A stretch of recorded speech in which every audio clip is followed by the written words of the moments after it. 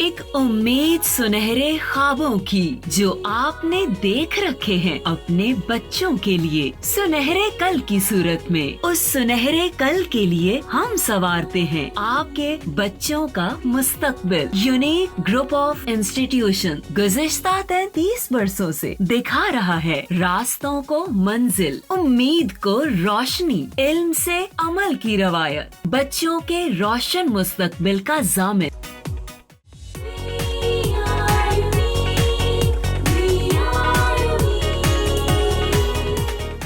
बिस्मिल्लाहिर्रहमानिर्रहीम। I am Iffat और आज हमारा जो लेक्चर नंबर 34 जो है चैप्टर नंबर 4 से इसको हम करेंगे। और ये जो है कंटिन्यूटी है पिछले लेक्चर की। उसमें हमने किया था स्टार्ट जो किया था non polar and polar covalent bond, तो इसी को हम कंटिन्यू करेंगे। पहले रिव्यू कर लेते हैं non polar covalent bond. Non polar covalent bond क्या था? It is the type of the covalent bond which is formed between similar atoms. ऐसा कोवलेंट बॉन्ड जो कि सेम एटम्स के दरमियान या सिमिलर एटम्स के दरमियान बना हो, उसको हम कहते हैं नॉन पोलर कोवलेंट बॉन्ड। क्यों कहते हैं? Because shared pair of electron it is equally shared by both the atoms. जो शेयर्ड पेयर ऑफ इलेक्ट्रॉन है वो सेंटर में रहता है, वो दोनों एटम्स जो हैं उससे इक्वली शेयर हो रहा होता है। दैट्स वाई वो सेंटर में रहेगा, किसी की तरफ शिफ्ट नहीं होगा, कोई पोल नहीं बनेगा। इस तरह के बॉन्ड को हम क्या बोलते हैं? Non polar covalent bond. और क्योंकि जो एटम्स जिनके दरमियान ये बॉन्ड बना हुआ होता है उनकी दोनों की इलेक्ट्रोनेगेटिविटी वैल्यूज़ जो हैं वो सेम होती हैं। एक ही फोर्स से, एक ही ताकत से दोनों एटम्स उस शेयर्ड पेयर ऑफ इलेक्ट्रॉन को, उनके जो न्यूक्लियस होते हैं, अपनी तरफ खींचते हैं एज ए रिज़ल्ट कि वो सेंटर में रहता है। और इस तरह के बॉन्ड को हम क्या बोलते हैं? Pure covalent bond.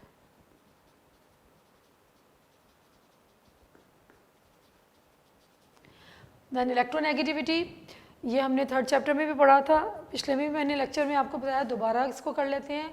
It is the force और it is the ability by which an atom it attracts the shared pair of electron towards itself, that is known as electronegativity. और इसमें इलेक्ट्रोनेगेटिविटी वैल्यूज़ जो हैं इसका table दिया हुआ था, जो कि आपको मैंने कहा था कि इसको सब आपने याद करना है। दिस इज़ वेरी इंपॉर्टेंट, अभी भी हम इसको यूटिलाइज़ करेंगे। अब हम इसको दोबारा स्टार्ट करते हैं। Polar covalent bond,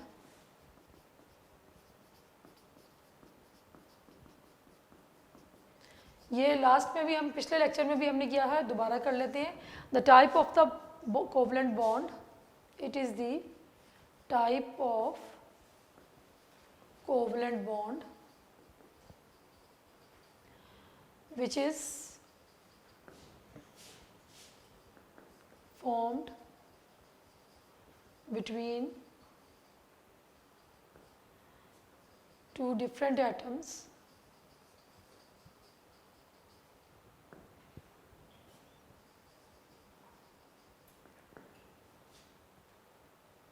and the shared pair of electron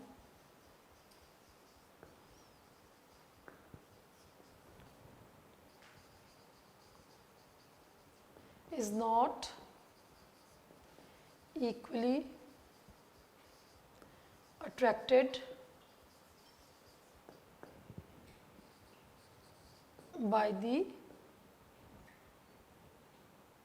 atoms। इस तरह के बॉन्ड को हम क्या कहते हैं? Polar covalent bond. और एग्जांपल्स जो है हमने पढ़ी थी, इसमें हमने एक एग्जांपल की थी HCl की, इसको दोबारा कर लेते हैं। H पॉजिटिव, इसके पास एक इलेक्ट्रॉन होता है, सॉरी H पॉजिटिव नहीं, हाइड्रोजन एटम जो है इसके पास एक इलेक्ट्रॉन होता है, प्लस जब क्लोरीन एटम इसके करीब आता है, क्लोरीन के आउटर मोस्ट में 7 इलेक्ट्रॉन्स होते हैं। ये म्यूचुअल शेयरिंग से सिंगल कोवलेंट बॉन्ड बनाएंगे।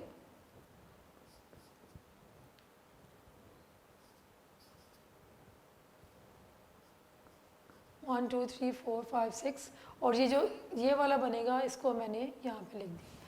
अब क्या है कि क्लोरीन एटम जो है it is more electronegative, so it attracts the share pair of electron towards itself more as compare to hydrogen. Hydrogen भी इसको अट्रैक्ट कर रहा है, इनके दरमियान सिंगल कोवलेंट बॉन्ड प्रेजेंट है, लेकिन क्लोरीन जो है वो ज़्यादा इलेक्ट्रोनेगेटिव है, so this shared pair of electron it will slightly attract to move और attract towards the chlorine atom. ये किसकी तरफ ज़्यादा इसका मूव करेगा, अट्रैक्शन किसकी तरफ ज़्यादा होगी, क्लोरीन की तरफ, as compare to hydrogen atom. So क्या होता है कि हाइड्रोजन के ऊपर पार्शियल पॉजिटिव और क्लोरीन के ऊपर पार्शियल नेगेटिव चार्ज आ जाता है।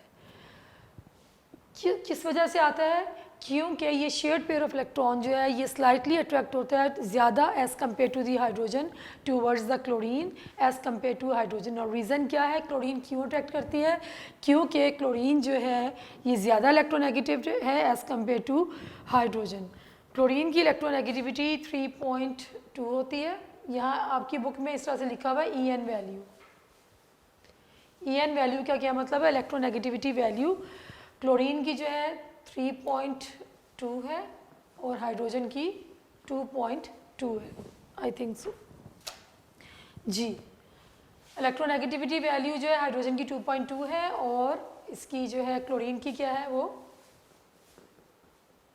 3.2 है। तो chlorine being more electronegative it attracts the shared pair of electron towards itself more as compared to the hydrogen. So this shared pair of electron it will slightly attracted move towards the chlorine as compared to hydrogen.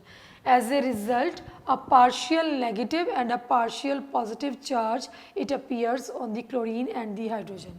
Partial का क्या मतलब है, partial का मतलब ये है कि complete नहीं। अगर हम इसको ऐसे लिखें तो ये क्या होगा, इसका मतलब ये है कि आपने आयनिक बॉन्ड हमने पहले पढ़ा था, उसमें क्या था कि मैंने an atom it loses its electron तो it gets the positive charge, और दूसरा जो है वो एटम जो है वो इलेक्ट्रॉन को एक्सेप्ट कर लेता है, यानी कि कंप्लीट ट्रांसफ़र हो जाती है इलेक्ट्रॉन की from one atom to another. तो उसके ऊपर हम क्या लिखते हैं, कंप्लीट पॉजिटिव और कंप्लीट नेगेटिव, उसके ऊपर पार्शियल जो है हम यूज़ नहीं करते।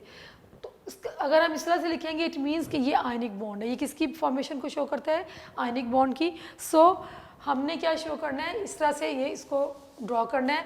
ये जो चीज़ है दिस वन, ये क्या है, this is known as delta sign. इसको हम बोलते हैं डेल्टा साइन। ये क्या शो करता है, ये शो करता है कि it has partial positive charge and partial negative charge. Delta जो है ये शो करता है कि कंप्लीट पॉजिटिव और कंप्लीट नेगेटिव नहीं है, क्योंकि कंप्लीट अगर हम ये नहीं लिखेंगे इट मींस कि एक ने लूज़ कर दिया और दूसरे ने एक्सेप्ट कर लिया, यानी कि इलेक्ट्रॉन ट्रांसफ़र हो गए।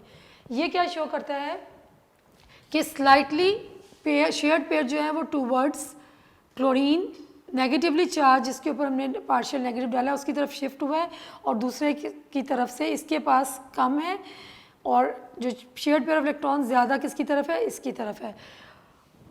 शेयरिंग है इनके दरमियान बॉन्ड बना हुआ है।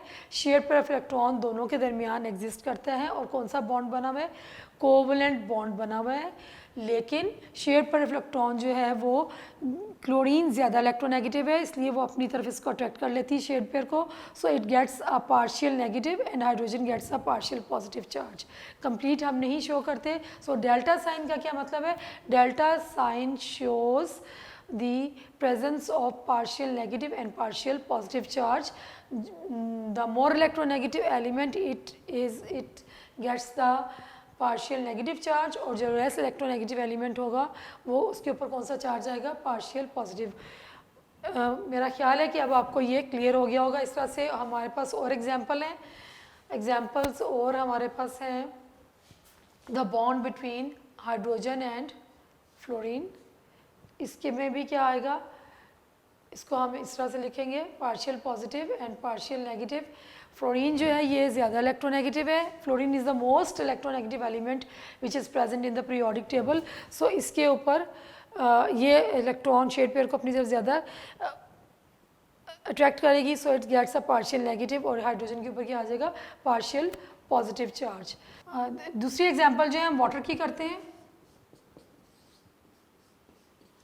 H2O, ऑक्सीजन जो है being more electronegative it attracts the shared pair of electron towards itself, so it gets a partial negative charge, और हाइड्रोजन के ऊपर कौन सा आता है, partial positive charge.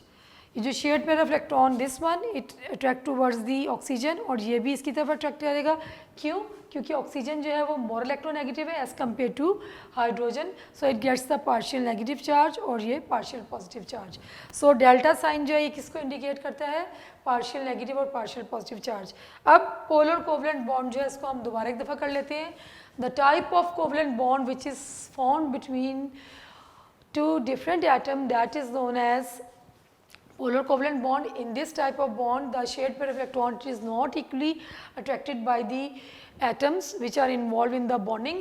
और एग्जांपल जो हमने डिटेल में की है HCl की, उसके बाद ये हमने ड्रॉ करके बताया है. इसमें इलेक्ट्रोनेगेटिविटी वैल्यू आपने बतानी 2.2 है हाइड्रोजन की, क्लोरीन की 3.2.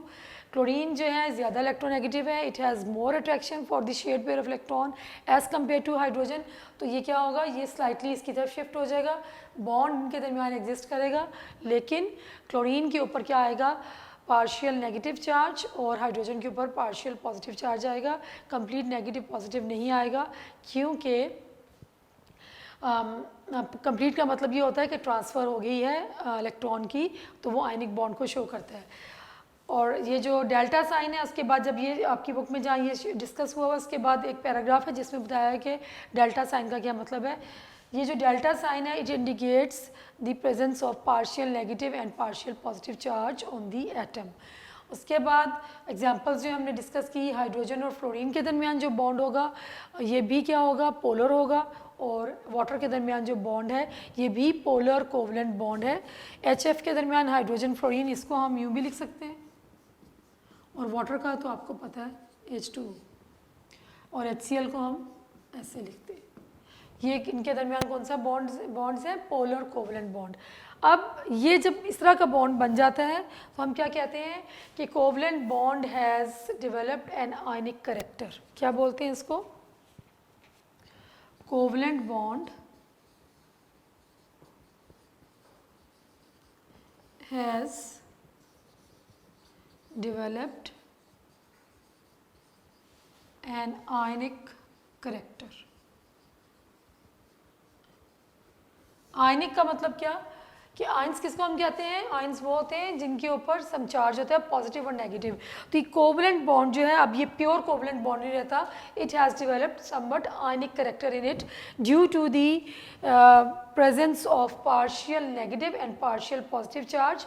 Covalent bond has developed ionic character, कि उसके अंदर आयनिक करेक्टर डेवलप हो जाता है क्योंकि उसके एक एटम के ऊपर जो कि ज़्यादा इलेक्ट्रोनेगेटिव होता है उस पर पार्शियल नेगेटिव चार्ज आ रहा होता है, और दूसरा जो है जो कि कम इलेक्ट्रोनेगेटिव होता है उसके ऊपर क्या आ रहा होता है, पार्शियल पॉजिटिव चार्ज. तो इस तरह का बॉन्ड जो है it is not pure covalent bond. जबकि जो नॉन पोलर कोवलेंट बॉन्ड होता है that is pure covalent bond, उसमें कोई आयनिक करेक्टर डेवलप नहीं होता, कोई पोल्स नहीं बनते. इसको पोलर क्यों कहते हैं, क्योंकि इसमें पोलैरिटी आ गई है, नेगेटिव और पॉजिटिव पोल बन जाते हैं due to the appearance of partial negative and partial positive charge. So such type of bond is known as polar covalent bond.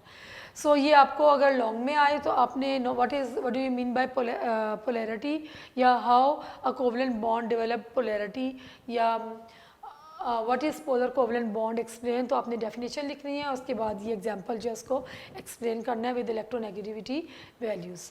अब जो लास्ट पैराग्राफ है उसमें क्या डिस्कस हुआ हुआ है, उसमें हम प्रेडिक्शन कर सकते हैं. उसमें ये बताया हुआ है कि if we know the difference in the electronegativity, या if we know the electronegativity values, we can predict the type of bond, कि कौन सा बॉन्ड प्रेजेंट है, आयनिक बॉन्ड प्रेजेंट है कि कोवलेंट बॉन्ड प्रेजेंट है किसी भी एटम्स के दरमियान या मॉलिक्यूल्स के दरमियान. एटम्स कैसे ज्वाइन हुए हैं, आयनिक बॉन्ड से या कोवलेंट बॉन्ड से, इसकी हम प्रेडिक्शन कर सकते हैं if we know the difference of the electronegativity values. तो ये लास्ट पैराग्राफ है, इस पर आपके हेडिंग लगाएंगे prediction of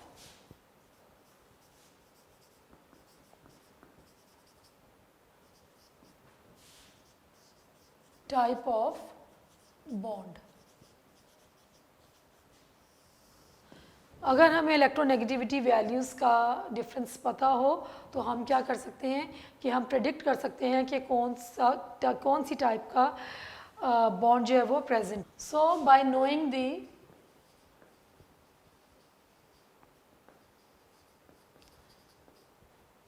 electronegativity values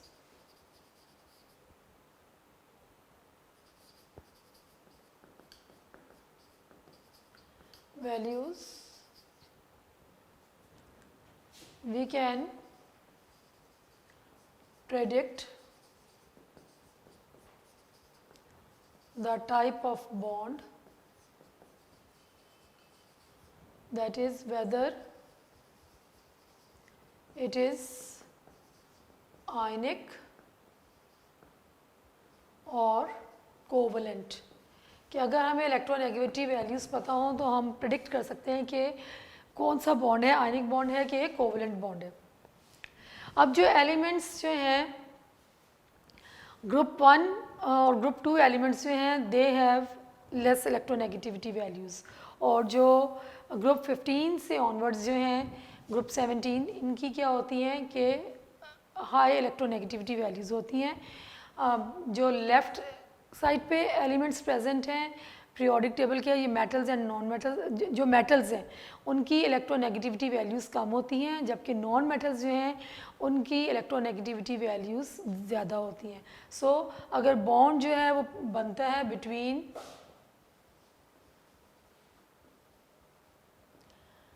high electronegative highly electronegative elements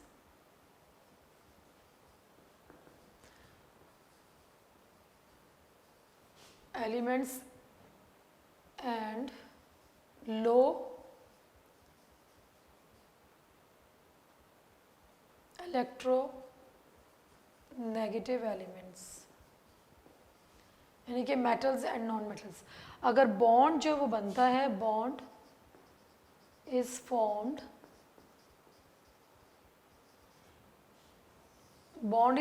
between high electronegative elements and no electronegative elements. high electronegative elements कौन से होते हैं? Non metals. और ये कौन से होते हैं? मेटल्स। तो बॉन्ड कौन सा होगा? आयनिक। और अगर बॉन्ड जो है वो बनेगा if the bond is formed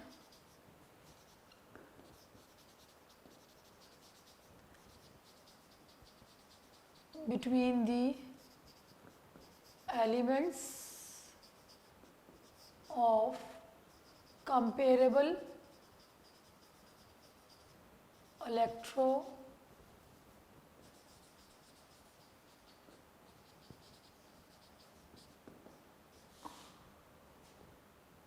negativity values, the bond will be covalent. वो कौन सा होगा? कोवलेंट।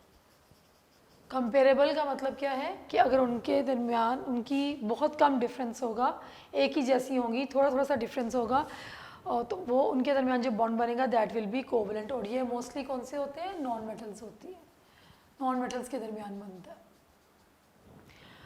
ओके अब एक और चीज़ इसमें हमारे पास जो लास्ट पॉइंट है इसमें जो डिस्कस किया हुआ है, ये समझ आ गया होगा आपको कि अगर हमें इलेक्ट्रोनेगेटिविटी वैल्यूज़ पता हों तो हम बॉन्ड को प्रिडिक्ट कर सकते हैं कि वो कोवलेंट बॉन्ड है कि आयनिक बॉन्ड है। अगर हाई इलेक्ट्रोनेगेटिव एलिमेंट्स और लो इलेक्ट्रोनेगेटिव एलिमेंट्स के दरमियान बना हो तो वो आयनिक होता है, और अगर कंपेरेबल इलेक्ट्रोनेगेटिविटी वैल्यूज़ के दरमियान हो तो वो क्या होता है? That is covalent. अब ये वैल्यूज से कैसे पता चलता है इसको हम देखते हैं कि अगर डिफरेंस जो है इलेक्ट्रोनेगेटिविटी वैल्यूज़ का टू एटम्स का, it is more than 1.7, if the difference between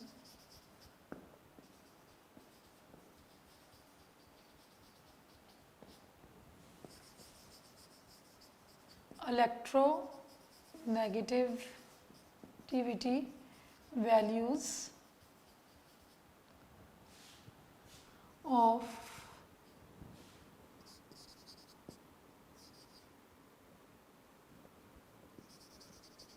of the atoms is more than 1.7. अगर 1.7 से ज़्यादा होगा तो बॉन्ड क्या होगा? Bond will B ionic. अगर हमें इलेक्ट्रोनेगेटिविटी वैल्यूज़ पता हो और हम उनको माइनस करके देखें तो उनका डिफरेंस अगर 1.7 से ज़्यादा आ रहा है तो बॉन्ड क्या होगा? आयनिक। और अगर difference between the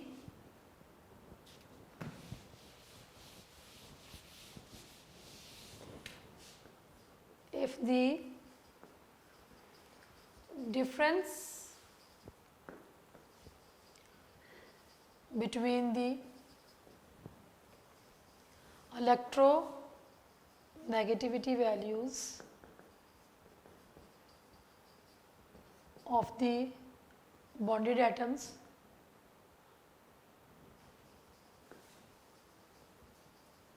is less than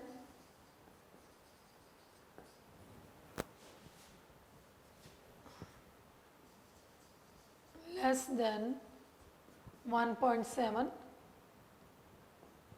तो बॉन्ड क्या होगा? Bond will be covalent. Bond जो है वो कोवलेंट होगा। So in this way we can predict the type of covalent type of the bond कि वो कौन सा है, आयनिक बॉन्ड है कि कोवलेंट बॉन्ड है। सो इस टॉपिक में ये अगर शॉर्ट में आ जाए पोलर कोवलेंट बॉन्ड तो आपने पोलर की डेफिनेशन लिखनी है अलॉन्ग विद एग्जांपल। अगर नॉन पोलर आ जाए तो आपने नॉन पोलर की देनी है अलॉन्ग विद एग्जांपल। उसके बाद अगर आपसे आ जाए कि how can we predict the nature of the bond कि वो आयनिक है कोवलेंट है, तो आप ये बताएंगे कि अगर डिफरेंस जो इलेक्ट्रोनेगेटिविटी वैल्यू का 1.7 से ज़्यादा है तो वो आयनिक बॉन्ड होगा और अगर वो 1.7 से कम है तो वो कोवलेंट बॉन्ड होगा। ये MCQs में भी आ जाता है कि अगर 1.7 से हो तो कम हो तो कौन सा बॉन्ड होगा और 1.7 से ज़्यादा हो तो कौन सा बॉन्ड होगा। तो ये आपने अच्छे तरीके से करना है। लास्ट पैराग्राफ वेरी इजी, मुश्किल नहीं है, उसको अच्छे तरीके से पढ़ लें और ये देख लें तो ये हो जाएगा। ये जो पेज है अमूमन बच्चे इसमें कंफ्यूज्ड रहते हैं कि इसमें याद क्या करना है और कैसे करना है। तो आप सबसे पहले जो स्टार्ट हो रहा है वहाँ पे आप हेडिंग लगाएं, जो फर्स्ट पैराग्राफ है वहाँ पे डिस्कस हुआ हुआ है नॉन पोलर कोवलेंट बॉन्ड, वो डेफिनेशन भी है और एग्जाम्पल भी है। उसके बाद जो सेकंड और जो थर्ड पैराग्राफ है इसमें उन्होंने formation of polar covalent bond को डिस्कस किया है। पोलर कोवलेंट बॉन्ड की डेफिनेशन जो है एग्जैक्ट डेफिनेशन आप नोट्स जो है अपने उसको खोलें, वहाँ पे दी हुई है, एडिशनल शॉर्ट क्वेश्चन में होगी पोलर कोवलेंट बॉन्ड की डेफिनेशन एग्जैक्ट, आप वहाँ से कर लें। और अगर आ जाए कि how the covalent bond develops a polar character या how it develops, how the polarity is formed, तो फिर आपने ये जो पेज नंबर 64 में सेकंड थर्ड पैराग्राफ साथ ही इक्वेशन और उसके बाद ये जो फोर्थ पैराग्राफ है ये भी आप बताएंगे। ये आ गया कि how a covalent bond develop polarity या how covalent bond becomes polar, तो आपने उसमें ये डिस्कस पूरा एक्सप्लेन करना है।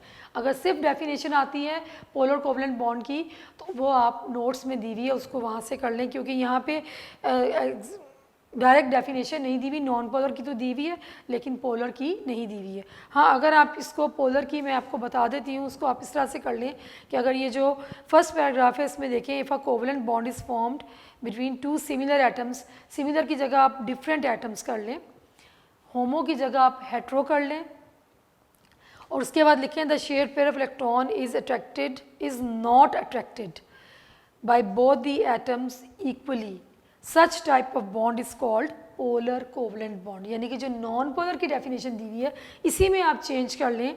क्या चेंज करेंगे? सिमिलर एटम्स की जगह आप लिखेंगे डिफरेंट एटम्स, होमो की जगह लिखेंगे हेट्रो और shared pair of electron is not attracted by both the atoms equally, such type of bond is called polar covalent bond। और फिर आप एग्जांपल उसमें HCl की दे दें, HF की दे दें और वाटर की दे दें, तो ये भी आपकी किसकी डेफिनेशन हो जाएगी? पोलर कोवलेंट बॉन्ड की। उसके बाद अगर आपसे अब पूछा जाता है how can be predict, how the nature of the bond can be predicted, तो फिर ये जो लास्ट पैराग्राफ है इसमें जो लिखा हुआ है ये आप डिस्कस करेंगे, इसके ऊपर आप हेडिंग लगा लें। नोट्स में हेडिंग के साथ ये तमाम क्वेश्चंस जो हैं वो दिए हुए हैं। इस क्वेश्चन को भी दिया हुआ है, आप वहाँ से पढ़ लें, उसको वहाँ से याद कर लें या वहाँ से देख के यहाँ पे हेडिंग लगा लें, तो it will be clear for you.